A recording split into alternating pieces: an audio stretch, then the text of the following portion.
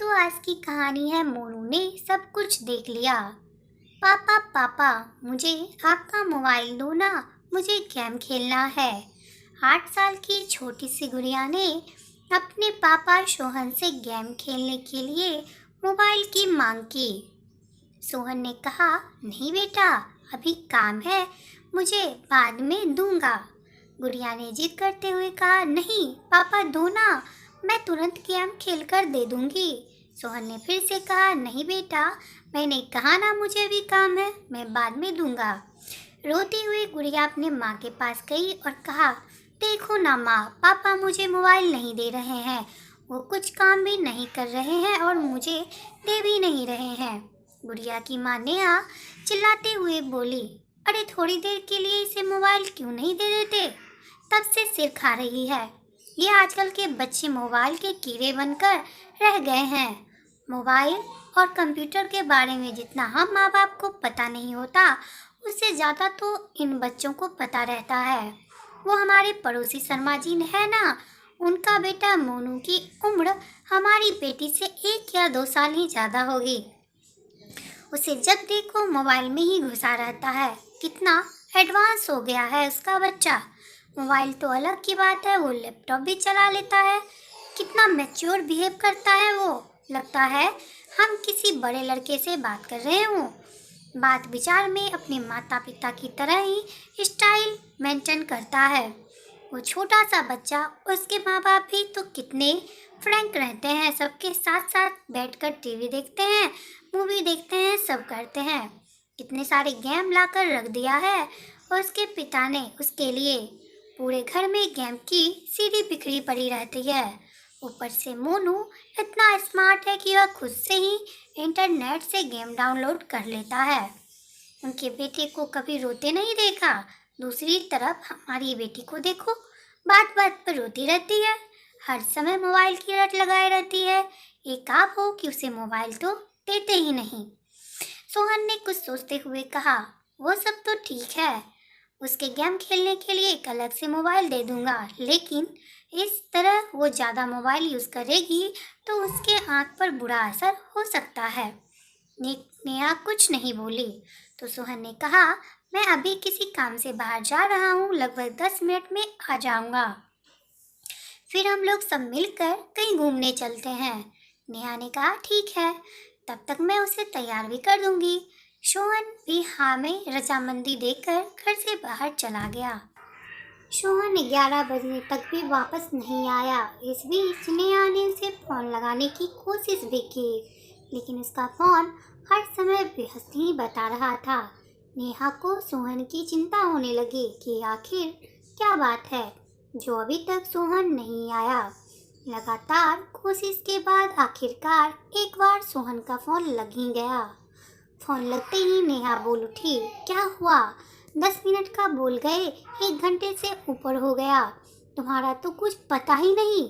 सोहन ने बताया, आज के घूमने का प्रोग्राम कैंसिल कर दो, आज हम घूमने नहीं जाएंगे, और अगर जाएंगे भी तो शाम को। नेहा ने आश्चर्य और चिंता भरे स्वर में पूछा, लेकिन बात क्या है, कहाँ हो तुम? सोहन ने कहा, हॉस्पिटल में हूँ। नेहा चीख पड़ी, क्या हॉस्पिटल में, क्या हुआ तुम्हें? सोहन ने कहा, मुझे कुछ नहीं हुआ है, मैं ठीक हूँ और मैं तुम्हें अभी कुछ नहीं बता सकता, घर आकर सारी बात बताऊंगा। लगभग शाम तक सोहन वापस आया। आते ही नेहा ने सवालों की झड़ी लगा दी, तुमने तो कहा था शाम को घूमने चलेंगे, ये टाइम भी निकल गया, अब गुड़िया को कैसे समझाऊं? सुबह से सज धज कर तैयार बैठी है कि कब पापा आएंगे और वह हम सबके साथ घूमने जाएगी। सोहन ने कहा, उसे किसी तरह समझा बुझा कर खिला पिला कर सुला दो, मुझे तुमसे कोई ज़रूरी बात करनी है। नेहा ने ऐसे ही किया। रात को सोते समय नेहा ने सोहन से पूछा, अब बताओ क्या हुआ, आज दिन भर किस काम से बाहर रहे? सोहन ने बताया, वो हमारे पड़ोसी शर्मा जी ने है ना, उन्हें एक परेशानी आ गई थी, उसी में लगा रह गया। मैं आज सुबह जैसे ही घर से निकला तो बाहर देखा, पार्किंग एरिया में कुछ लोग झुंड बनाकर खड़े थे। पास जाकर देखा तो मोनू, वो 9 साल का छोटा सा बच्चा, अपने साथ खेल रही बच्ची नित्या के साथ गलत हरकत करने की कोशिश कर रहा था।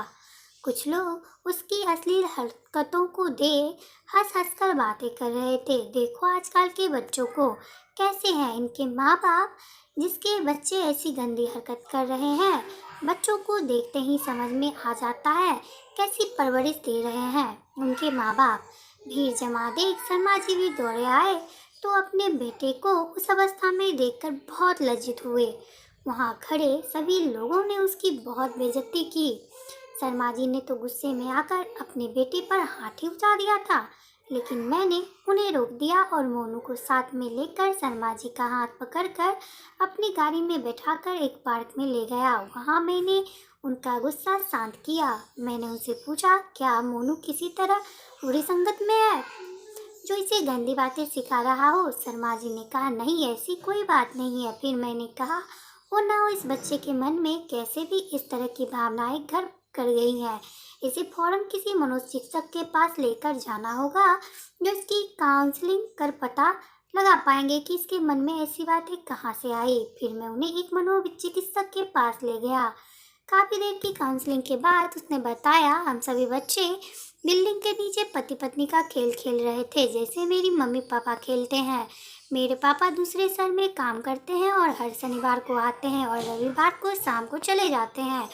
जब तक पापा बाहर रहते माँ बहुत ही प्यार से उनसे बातें करती है और जब भी पापा आने वाले रहते हैं मेरी माँ मुझे जल्दी सुला देती है। मैं भी उनसे बहुत सारी बातें करना चाहता हूँ। सुबह पापा देर से जगते हैं और मेरे लिए उनके पास समय ही नहीं रहता। पापा के आने के पहले माँ के कमरे में एक सीडी रखी थी, जिसे देख मैंने सोचा ये मेरे गेम की सीडी है और उसे लैपटॉप में डालकर चेक किया।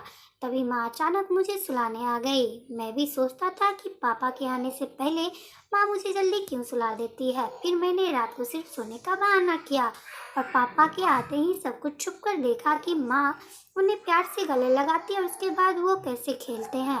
मोनी की ये सब बातें सुनकर मेरे और शर्मा जी के पसीने छूट गए। डॉक्टर ने उसे कुछ दवाइयाँ दी है और साथ ही सलाह भी दिया है कि तुरंत ही उसका यह माहौल बदल दे।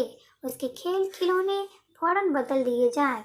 उसे माँ बाप का भरपूर समय मिलना चाहिए। उसके सामने कभी भी इस बात की चर्चा ना हो।